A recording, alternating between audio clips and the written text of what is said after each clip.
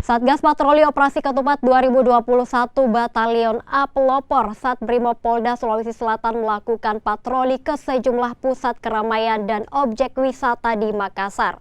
Dari hasil patroli, masih ditemukan warga yang abai dengan protokol kesehatan. Kepada seluruh pengunjung untuk tetap mematuhi protokol kesehatan. Patroli dalam rangka Operasi Ketupat 2021 di Kota Makassar terus ditingkatkan. Patroli kali ini menyasar lokasi wisata pantai. Hasilnya, petugas masih menemukan pengunjung yang abai dengan protokol kesehatan.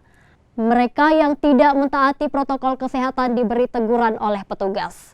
Patroli digelar untuk memberi rasa aman kepada masyarakat serta mencegah penyebaran COVID-19. Brimob ini melaksanakan patroli ketupat di beberapa tempat.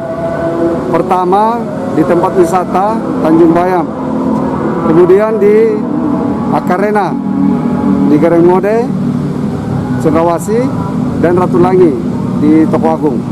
Itu tujuannya apa Pak melakukan operasi seperti itu?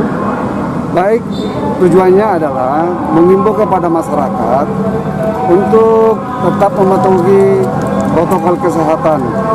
Karena saat ini pandemik masih meningkat ya, apalagi kita lihat di media TV di negara India sangat tajam ya, sangat signifikan meningkat dari pandemi coronavirus.